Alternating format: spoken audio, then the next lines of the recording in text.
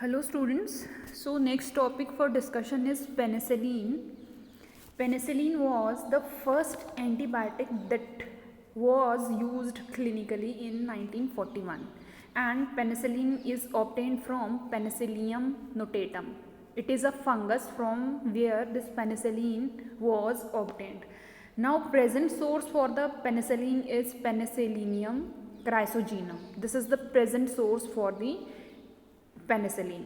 If we talk about the structure of penicillin, penicillin consists a nucleus with beta lactam ring. इसलिए penicillin को हम beta lactam antibiotic भी बोलते हैं. जो पेनिसिलिन है अगर उसका स्ट्रक्चर हम देखें, केमिस्ट्री में आपने पढ़ा भी होगा, तो उसमें एक बीटा लैक्टम रिंग प्रेजेंट होती है और एक साइड चेन होता है जिसमें अमाइड लिंकेज होती है. Penicillin represent a large group of antimicrobial agents consisting fundamental nucleus that is 6 amino penicillinic acid having a beta lactam ring. जो आपका पेनिसिलिन है ये एक बहुत लार्ज ग्रुप है एंटीमाइक्रोबियल एजेंट्स का जिसमें एक बीटा लैक्टम रिंग प्रेजेंट होती है एंड साथ में 6 अमाइनो पेनिसिलिनिक एसिड की एक आपका चेन प्रेजेंट होती है. अगर हम पेनिसिलिन जी की बात करें तो पेनिसिलिन जी में बेंजाइल साइड चेन होती है, ठीक है, जिसमें बेंजाइल ग्रुप लगा होता है, इसलिए इसको बेंजाइल पेनिसिलिन भी बोलते हैं. Benzyl side chain is a penicillin used clinically. ये जो पेनिसिलिन जी है इसको हम क्लिनिकली यूज़ करते हैं, ठीक है. तो जो आपका पेनिसिलिन है, पेनिसिलिन में क्या है, आपका बीटा लैक्टम रिंग प्रेजेंट होती है एंड आपका एक साइड चेन होती है जिसमें अमाइड लिंकेज प्रेजेंट है. और अगर हम पेनिसिलिन जी की बात करें तो पेनिसिलिन जी में बेंजाइल ग्रुप ऐड होता है, बेंजाइल ग्रुप प्रेजेंट होता है, दैट्स वाई इसको बेंजाइल पेनिसिलिन भी बोला जाता है. Next is mechanism of action. जब हमने जर्नल इंट्रोडक्शन डिस्कस किया था तो हमने बोला था कि जो आपके एंटीमाइक्रोबियल एजेंट्स हैं वो कैसे एजेंट्स हैं, बैक्टीरियोस्टैटिक और बैक्टीरियोसाइडल. साइडल मीन्स जो बैक्टीरिया की ग्रोथ को किल करेंगे, बैक्टीरिया को किल करेंगे, और जो स्टैटिक होते हैं, स्टैटिक मीन्स रोकना, प्रिवेंट करना, जो ग्रोथ को इनहिबिट करेंगे. एंड साइडल क्या हुए, जो किल करेंगे, बैक्टीरिया को किल करेंगे. तो बेसिकली जितने भी एंटीमाइक्रोबियल एजेंट्स थे उनके हमने बेसिक्स से थोड़ा मैकेनिज्म ऑफ एक्शन बोला था कि इधर वो सेल वॉल को अफेक्ट करते हैं, इधर वो एमआरएनए को अफेक्ट करते हैं, डीएनए को अफेक्ट करते हैं. वैसे ही जो पेनिसिलिन है, penicillin interfere with the cell wall synthesis. Penicillin क्या करेगा, जो आपका बैक्टीरियल सेल वॉल है उस सिंथेसिस को ही इनहिबिट कर देगा. जब सेल वॉल प्रॉपरली सिंथेसाइज नहीं होगा तो जो ऑर्गेनिज्म है वो किल हो जाएगा. Okay, penicillin it is a beta lactam antibiotic, it interfere with the cell wall synthesis. अब अगर हम सेल वॉल की बात करें, जो बैक्टीरियल आपका सेल वॉल होता है it is synthesised from UDP N acetyl muramic acid. Muramic acid present होता है एंड एन एसिटाइल ग्लूकोजामाइन. ये दोनों एजेंट्स बैक्टीरियल सेल वॉल पे प्रेजेंट होते हैं और जो ये पेप्टाइडोग्लाइकिन है ये साथ में जुड़े रहते हैं. एक लॉन्ग स्ट्रैंड होता है, लॉन्ग चेन होती है, उसके थ्रू ये जुड़े रहते हैं. अब इसमें रिक्वायरमेंट जो रहती है वो रहती है ट्रांसपेप्टाइडेज. ट्रांसपेप्टाइडेज का काम होता है डी एलेनिन, जो पेप्टाइड चेन है बैक्टीरियल सेल वॉल की, उसको ये क्लीव करता है. जब ये सेल वॉल क्लीव होगा, जो ये डी एलेनिन है, जो ये पेप्टाइड चेन है, जब इसमें क्लीवेज होगी तो ये क्या करेगा, कुछ एनर्जी रिलीज करेगा. तो इस प्रोसेस के टाइम में जो एनर्जी रिलीज़ होती है, जो ट्रांसपेप्टाइडेज है, इसकी हेल्प से जो एनर्जी रिलीज़ हो रही है उस एनर्जी को आपका जो बैक्टीरिया है वो यूटिलाइज करता है और क्रॉस लिंकेज बनाता है दो पेप्टाइड चेन्स के बीच में. जो नेबरिंग स्ट्रैंड होगा उसके बीच में जो है एक पेप्टाइड लिंकेज बनाएगा, एक क्रॉस लिंकेज बनाएगा. अगर क्रॉस लिंकेज हो गई तो उससे क्या होगा, जो सेल वॉल है वो रिजिड हो जाएगी और स्टेबल हो जाएगी, ठीक है. हमने क्या बोला कि जो बैक्टीरियल सेल वॉल है उसमें ग्लाइकोपेप्टाइड्स 2 चेन्स प्रेजेंट रहती है, N acetyl muramic acid and acetyl glucosamine. ये पेप्टाइडोग्लाइकन जो है आपस में लिंक रहते हैं, ठीक है, लॉन्ग स्ट्रेन के थ्रू। अब जो क्रॉस लिंकेज है, क्रॉस लिंकेज होने के लिए अगर 2 स्ट्रैंड्स है बड़े बड़े, उनमें अगर क्रॉस लिंकेज हो तो जो वॉल है वो और ज़्यादा स्टेबल हो जाएगी, रिजिड हो जाएगी। तो जो वो क्रॉस लिंकेज होगी वो कब होगी? जब डी एलेनिन की क्लीवेज होगी। वो किसके थ्रू होगी? ट्रांसपेप्टाइडेज, एक एंजाइम है जो डी एलेनिन को क्लीव करने में हेल्प करता है। तो जब डी एलेनिन की क्लीवेज होती है उस टाइम पे क्या होगा? एनर्जी रिलीज होगी। उस एनर्जी की यूटिलाइजेशन होती है जो 2 स्ट्रैंड्स हैं उनके क्रॉस लिंकेज में। जब वो क्रॉस लिंकेज प्रॉपरली हो जाता है देन क्या होगा? जो सेल वॉल है बैक्टीरिया की वो स्टेबल हो जाएगी और रिजिड हो जाएगी।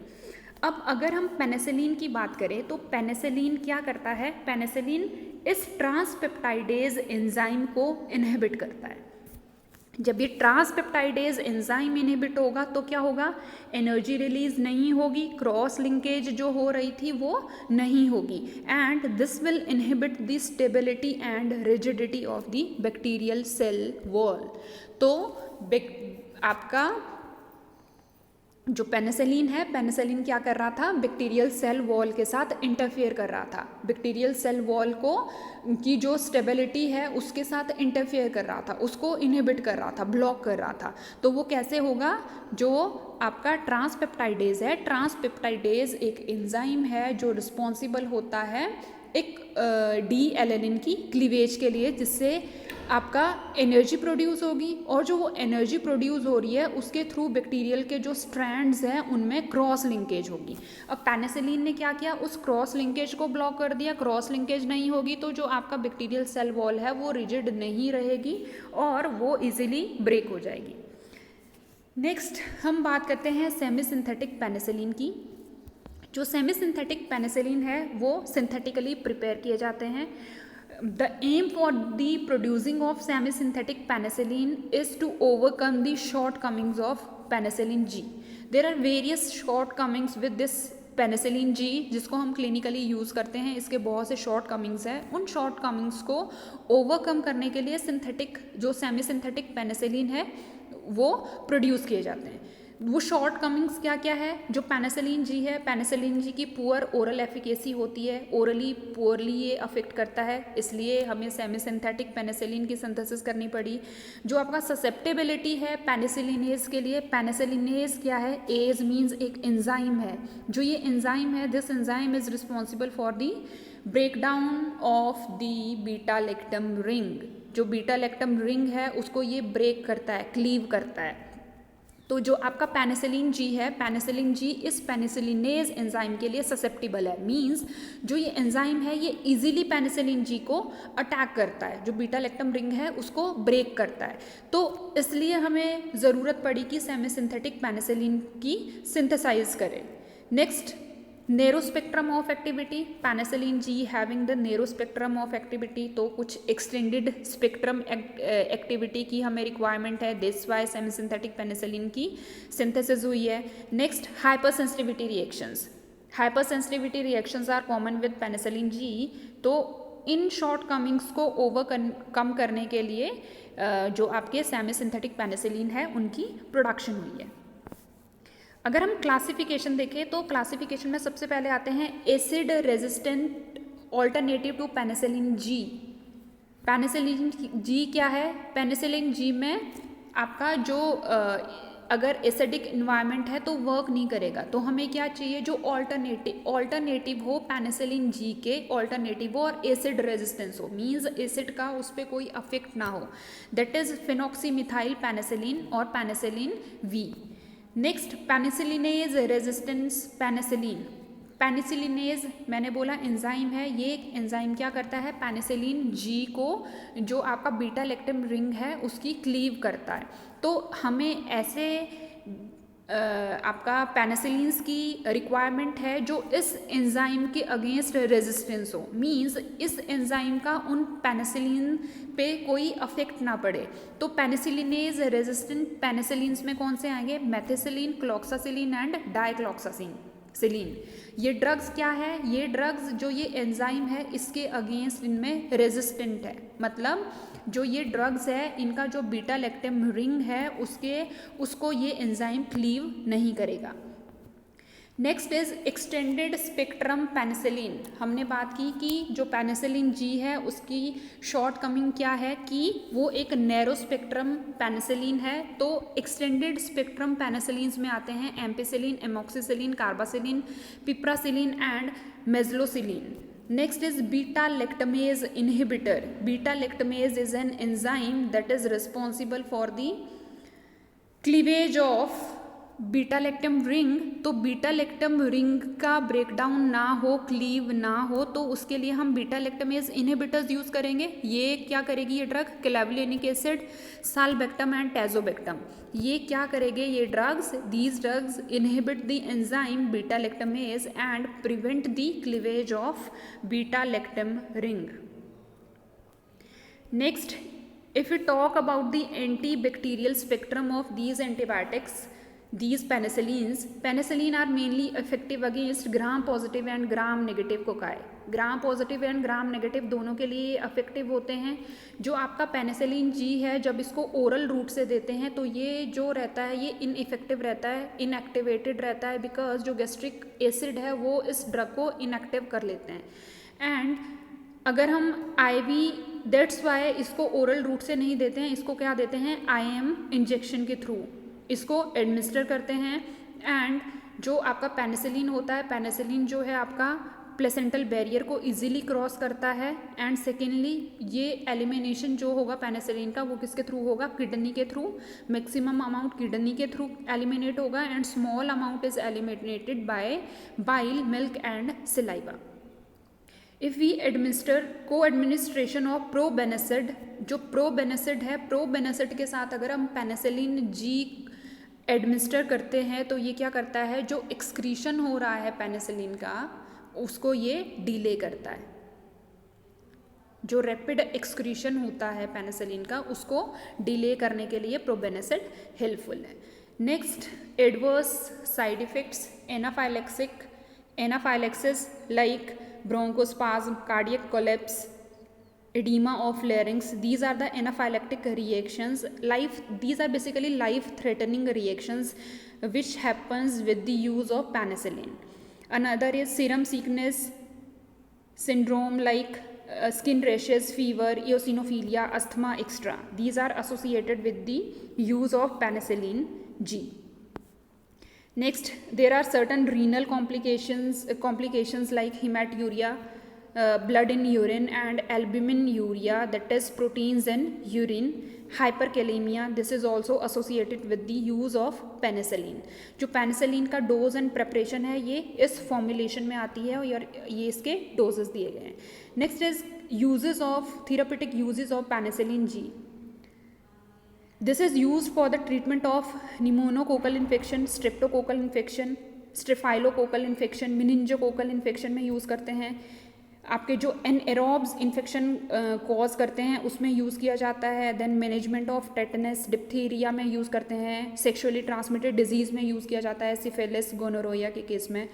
एंड जो पेनिसिलिन जी है उसके साथ जो एडवर्स इफेक्ट्स आते हैं दैट इज़ जहाँ पे हम जो साइट ऑफ इंजेक्शन रहता है वहाँ पे इरिटेशन होती है, ठीक है, पेन होता है, इरिटेशन होती है एंड ये टॉक्सिसिटी भी कॉज करता है। हाइपर सेंसिटिविटी रिएक्शंस मैंने पहले डिस्कस किया कि हाइपर सेंसिटिविटी रिएक्शंस होते हैं पेनिसिलिन के यूज़ के साथ। एंड जो सुपर इन्फेक्शन रहता है वो रेयर रहता है। सुपर इन्फेक्शन में क्या होता है, जो नियर बाय टिश्यूज़ है वो भी डैमेज होना शुरू होते हैं, बट पेनिसिलिन जी के साथ जो सुपर इन्फेक्शन है वो रेयर होता है बिकॉज जो पेनिसिलिन जी है it is an narrow spectrum antibiotic. जो आपके ब्रॉड स्पेक्ट्रम एंटीबायोटिक्स है बेसिकली वो सुपर इन्फेक्शन कॉज करते हैं। Next, test for the detection of penicillin allergy. Penicillin के साथ एलर्जी हुई है तो उसके लिए हम स्किन टेस्ट करते हैं। क्या करेंगे, जो स्किन है उसको स्क्रैच करते हैं और एक ड्रॉप डाल देंगे हम बेंजाइल पेनिसिलिन का, और वहाँ पे अगर उस पर्टिकुलर एरिया पे व्हील मीन्स अगर एडीमा फॉर्म हो गया तो हम देखेंगे, उसको हम एक पॉजिटिव रिएक्शन की तरह लेंगे कि आपका जो पेनिसिलिन है उसके साथ एलर्जिक रिएक्शन होगी। एनाफाइलेक्टिक शॉक हमने बोला, anaphylaxis is the major complication with the use of penicillin G. तो उसके ट्रीटमेंट के लिए हम जो ड्रग्स यूज़ करते हैं that is adrenaline, prednisolone and promethazine. These are use for the treatment of anaphylactic shock. Next, extended spectrum जो penicillin है that is use for the urinary tract infection, respiratory tract infection, meningitis, gonorrhoea, typhoid fever, bacillary dysentery and infections with H pylori. H pylori को eradicate करने के लिए from the stomach, वहाँ पे भी हम आपका जो एक्सटेंडेड स्पेक्ट्रम पेनिसिलिन है उनको यूज़ कर सकते हैं। Next is streptomycin. This is the class of aminoglycoside antibiotic. जो अमीनोग्लाइकोसाइड एंटीबायोटिक्स है उसकी क्लास के अंडर आपका स्ट्रेप्टोमाइसिन आता है। जो ये अमीनोग्लाइकोसाइड एंटीबायोटिक्स है इनमें क्या होता है, एक अमाइनो शुगर जो है वो कनेक्ट रहती है ग्लाइकोसाइडिक लिंकेज के साथ, इसलिए इनका नाम है aminoglycoside antibiotic. Streptomycin is obtained from the streptomyces griseus. This is the source for the streptomycin. If we talk about the antimicrobial spectrum of streptomycin, it is effective against Mycobacterium tuberculosis. In Mycobacterium tuberculosis, streptomycin is first choice of drug. Shigella species में use करते हैं, influenza extra में जो है streptomycin use किया जाता है। It is more effective in the alkaline pH. जो आपका स्ट्रेप्टोमाइसिन है, स्ट्रेप्टोमाइसिन अल्केलाइन पीएच में मोर इफेक्टिव होता है than acidic pH. Mechanism of action, जो आपका स्ट्रेप्टोमाइसिन है, स्ट्रेप्टोमाइसिन क्या करता है, जो mRNA कोड होता है उसकी मिस रीडिंग करवाता है। तो स्ट्रेप्टोमाइसिन बाइंड करता है 30S and 50S ribosome unit के साथ, एंड जो इनिशिएशन होगा ना जो अमाइनो एसिड के लिए, जो ये राइबोसोम्स है, राइबोसोम्स का काम होता है प्रोटीन सिंथेसिस करवाना, तो जो वो इनिशिएशन है वो इनिशिएशन जो है वो ब्लॉक हो जाएगा, फ्रीज हो जाएगा। जो आपका सिंथेसिस का इनिशिएशन है वो फ्रीज हो जाएगा जब स्ट्रेप्टोमाइसिन जो है वो 30S and 50S ribosome unit के साथ जाके बाइंड करता है, and interfere with the formation of polysomes. Polysomes की फॉर्मेशन नहीं होगी और एक गलत अमाइनो एसिड सीक्वेंस जो है वो जनरेट हो जाएगा, that will lead to the misreading of mRNA code. Means mRNA code की अगर मिसरीडिंग होती है, मैसेंजर mRNA का काम होता है कि वो मैसेज लेके जाता है कि ये वाले प्रोटीन की सिंथेसिस करवानी है, ये वाला अमाइनो एसिड की सिंथेसिस करवानी है, ठीक है। अगर यहाँ पे इसमें जो कोड जा रहा है अगर वो कोड ही गलत चला गया तो क्या होगा, जो प्रॉपर अमाइनो एसिड्स की सिंथेसिस नहीं होगी, जो आपका बैक्टीरिया के सर्वाइवल के लिए रिक्वायर्ड है सीक्वेंस, वो सीक्वेंस ही जनरेट नहीं होगी। तो स्ट्रेप्टोमाइसिन क्या करवा रहा है, जो आपका mRNA कोड है उसकी मिसरीडिंग करवा रहा है कि mRNA कोड जो मैसेज लेके जाएगा उसकी जो सीक्वेंस रहेगी, बैक्टीरिया के सर्वाइवल के लिए जो सीक्वेंस रिक्वायर्ड है वो सीक्वेंस नहीं जाएगी, वो सीक्वेंस क्या हो जाएगा, मिस हो जाएगा। That is done by this streptomycin and it bind with the 30S and 50S ribosome and leading to the misreading of mRNA code. Next, streptomycin may be bactericidal and bacteriostatic. दोनों activities आ सकती है, साइडल भी हो सकता है and static भी हो सकता है। This streptomycin is poorly absorbed from the GIT tract and that's why this is administered by IM injections and it is excreted through the glomerular filtration in kidney, urine. Kidney से इसका excretion होता है urine में।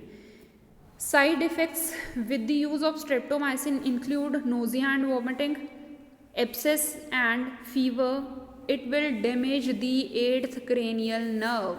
8th cranial nerve is associated with the auditory functions, ठीक है। तो ये empire करता है हमारे ऑडिटरी एंड वेस्टिबुलर जो फंक्शंस हैं उनको ये इम्पेयर करता है।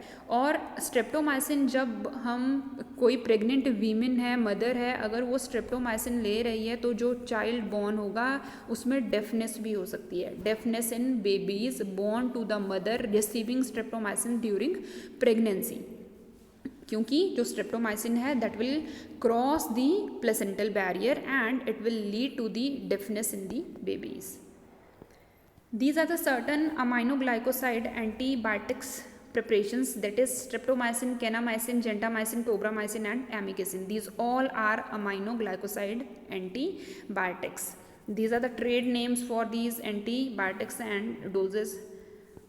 Then if we talk about the clinical application or therapeutic uses of these streptomycin, it is the first choice of drug for the treatment of tuberculosis, urinary tract infection के case में हम use कर सकते हैं।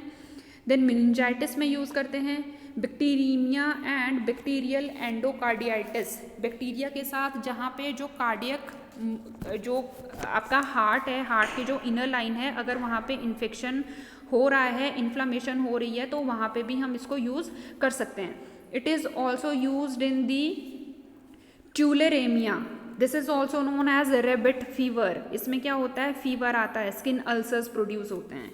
Next it is used in the treatment of brucellosis. Brucellosis is an bacterial infection जो spread होता है animal से ह्यूमन में। तो स्ट्रेप्टोमाइसिन जो है यहाँ भी इफेक्टिव ड्रग है। Next Contra indication and interaction.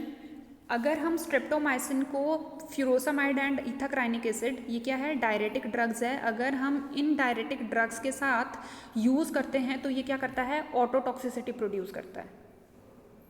ठीक है, ऑटोटॉक्सिसिटी प्रोड्यूस करता है क्योंकि ये भी क्या करते हैं, पोटेंशियली ऑटोटॉक्सिक ड्रग्स है। अगर हम इन दोनों को के साथ अगर ये ड्रग्स देते हैं तो ऑटोटॉक्सिसिटी होती है। नेक्स्ट स्ट्रेप्टोमाइसिन जो है वो न्यूरोमस्कुलर ब्लॉकेड भी करवाता है, दैट्स वाई जो न्यूरोमस्कुलर ब्लॉकर ड्रग्स है उनके साथ स्ट्रेप्टोमाइसिन्स नहीं देते हैं कॉम्बिनेशन में। It is contraindicated with the neuromuscular blockade drugs.